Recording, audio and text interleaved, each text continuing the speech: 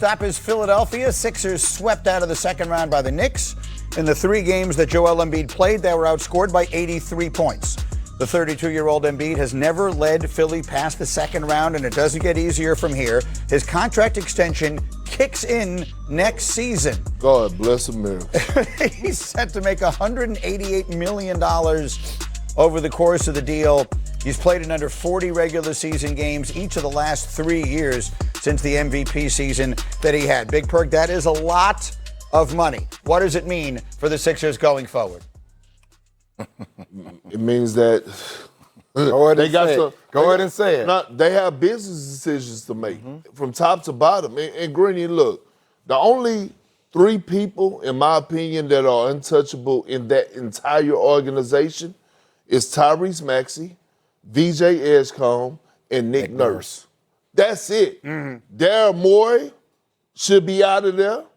When you think about Joel Embiid, should be out of there. And I get it. It's going to be hard, Jay Will, to trade that contract. You might have to attach 2 first-round picks for somebody to take that and take on that salary. But you cannot continue to put your fan base and your organization through this time and time again. Do you know how stressed out they have to be, Tyrese Maxey? Do you know how hard it is for a coach like Nick Nurse to come in and day out, not knowing if he's going to have one of his best players? Yeah. How many times he got to adjust the lineup, the scheme, the system, because he's in and out. It messes up everything. At some point, you just have to be done. It's time for them to part ways. At the end of the day, this is Tyrese Maxey's team. Oh, for sure. But the payment makes it still seem as if it's Joel Embiid's team, and that conflation can no longer exist. I'm with you, KP. I think, whoever inherits this team, new management comes in, I think you have to take pieces, you have to eat it, and say, this is what we're willing to pay cents on the dollar to get him out, give him a new fresh start, and build around your star player, which is Tyrese Maxey. So you mean to tell me, guys, if let's say Daryl Morey is gone and you're a new executive, and your first task is going to be, let me screw up my future because Daryl Morey screwed up his present. You're only taking the job, Benny, understanding that the past was screwed up. No. You let the contract ride out because I'm not attaching first-round draft picks and getting worse at the same time. What you can do is de-emphasize Joel Embiid's importance on the team. What you can do, because I covered that series, when Tyrese Maxey was out there by himself, he played like himself. When Joel Embiid was out there, he kept deferring to him. He kept passing it to him. At some point, you have to have the conversation with Maxey and say, we are going to go as you go, not as the big fella goes. That conversation has already been had. Do you realize? Has it been had with Embiid? No, but it needs to be. First of all, the only way it can be had with Embiid is you got to get Daryl Morey out the way, right? That's the first thing first. You got to clean house there. You keep Elton Brand and keep him in the organization because, to be honest, Elton Brand had the organization going right the first where time. it needed to be. They didn't even need to bring in Daryl Morey. But guess who else they done brought in over there? Oh, Bob Myers. Again, Bob Myers left for us to go over there and take a job, a role, a serious role. So again, you cannot continue to walk into that organization, into that locker room, into that arena next year with not the uncertainty of Embiid. And I'm going to say this. Embiid, did you see his post-game interview? Yes. He wants a fresh start. I don't even know if I'm going to be here. That was a sign saying it's time for him a new change. Well, you got to tell me who's going to take him. Who's going to take a 60 That's not my job. Okay. That is not my job. Okay, no, but it is a realistic question. Embiid's contract might legitimately be untradeable. It might just be the kind of thing where they just have to mutually agree that he's going to be there. I don't think he's going to agree to it. I could see a team like the Phoenix Suns taking a swing at it. Why not? It's a complete mess, right? I mean, put a finishing touch on it. I mean, look, at the end of the day, I think what you're seeing is that everybody who's winning right now is playing with pace and space, and Joel Embiid no longer fits into the new algorithm of the NBA, especially with his injuries. I think the flip side argument, and I'm on your side, is they don't beat Boston without him, right? There's no way they beat Boston without him. I'm with you on that, Greeny. Yeah. But look, let me tell you this. Joel Embiid came out with an article, I think it was this past season. Yeah. Right before the season or early this season, where he was basically saying he don't trust the organization. So you're telling me Joel Embiid is walking into that organization trusting the medical staff, trusting anything anybody has to say, a change of scenery. We don't know what Joel Embiid look like if he get loved and get into another situation where the medical staff is different. Okay, I've got a ton. Sia, we just heard from LeBron. What do you think he should do next?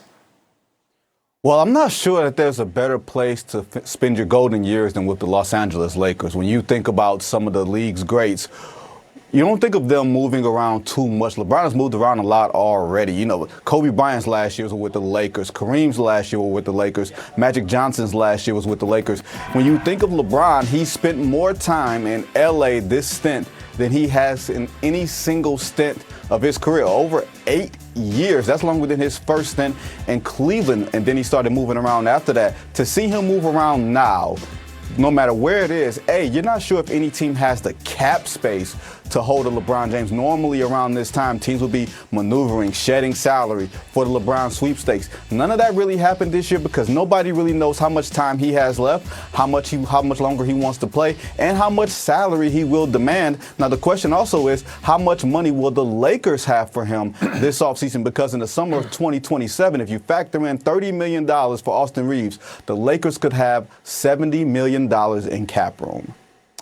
So stay in L.A., but maybe not with the Lakers. Maybe he goes cross town to the Clippers. Okay, who's Randy. to say? We're just going to stir. We're just going to stir the pot. Stir it up like some cranberry sauce. Come on, just really get in there. Vincent, what should? Okay, no. But you highlight the cap space, $70 million potentially. What should the Lakers do this offseason? Well, I think the Lakers need to decide if they're ready to push the fast-forward button on the Luka Doncic era.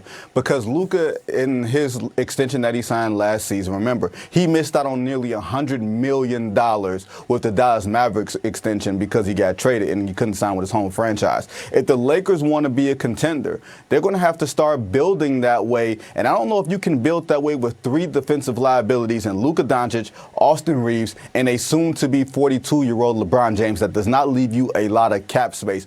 What it does do if you bring LeBron back for one more season is kick the can down the road so that maybe you can get involved if Giannis Antetokounmpo winds up becoming a free agent or there is somebody else. The league moves so fast nowadays, guys, you never know who's going to want out, and you want to have yourself in the best possible position to where you can have the cap space to be attractive for the next superstar. You have to bolster your arsenal, especially out west when dealing with the Thunder and dealing with the Spurs. And speaking of that, Vince, stand by.